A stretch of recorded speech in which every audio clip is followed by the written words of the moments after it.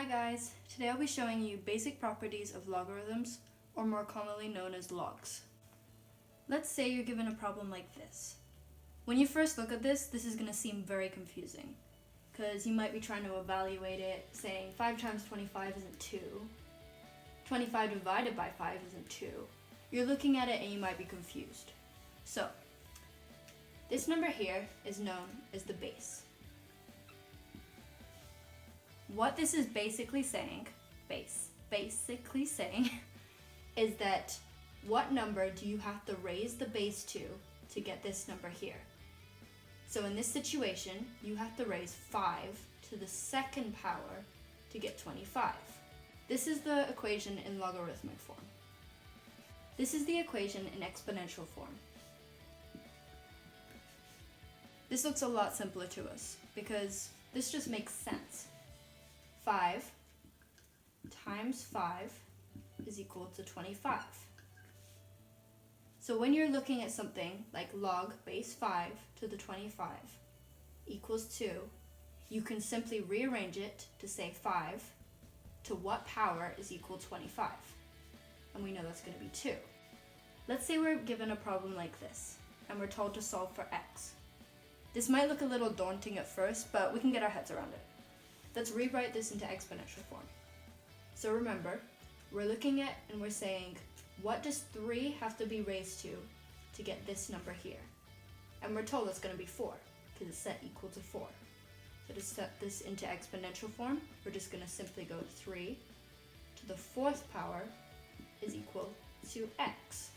Easy, right? Now, one thing you don't want to do is do 3 times 4, which is 12, equal to x. This is not correct. 3 to the 4th power means 3 times 3 times 3 times 3, which is equal to 81. This means 81 is equal to x, and that is going to be our solution. Let's say we're given something like this, and we're told to evaluate it.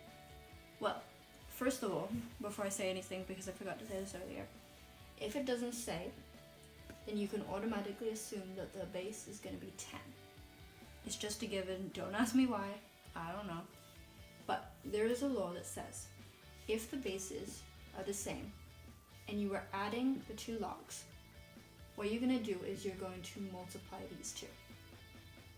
That sounds all fancy or whatever, but it just means you're going to do log, keep the 10, and we're going to multiply these two. 4 times 3.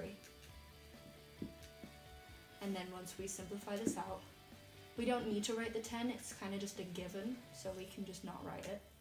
And then 4 times 3 is 12. And that's going to be our answer. So this is basically just what it's asking you. Now, this is going to get a bit confusing, but bear with me. There's something called the change of base formula that basically states log of 12 over log of 10 equals x. So this is something that we cannot do in our heads because we simply can't. So we can type this into a calculator and you're going to get a big long fancy number that says. When you're dealing with logarithms, it's very normal to get very long numbers. So they'll probably ask you in tests to round it to the nearest 10. Okay, so when you're looking at this, you can probably guess what comes next.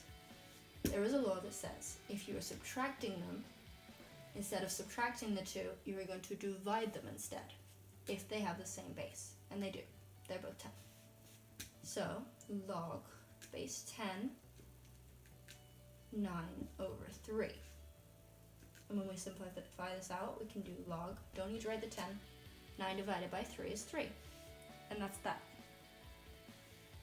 Now what we're going to do, if we want to simplify this a bit further, is we're going to use the change in base formula.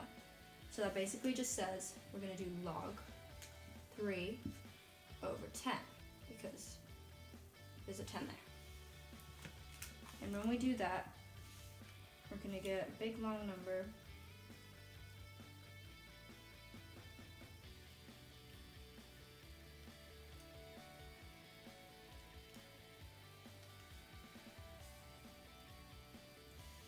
says 0.4712125547, and that's as far as my calculator is showing me, but I'm sure it goes a lot further.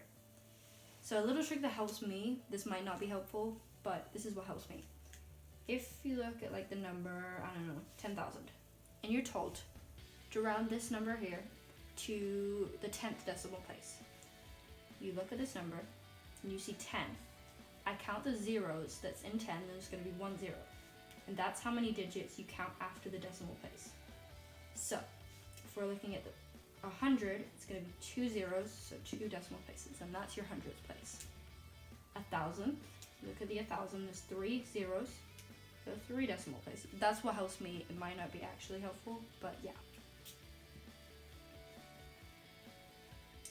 Thank you for watching this video. I hope you found it helpful. For me personally, I really struggled with this.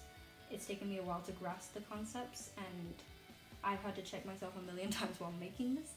But I hope this is helpful, and if I made a mistake, I'll put it in the description below, so don't comment too quickly because you know I get all those comments flooding in on this. Just kidding. If somebody happens to see this, please like, please subscribe, and please watch my other videos because they're amazing and I put time into them. Okay.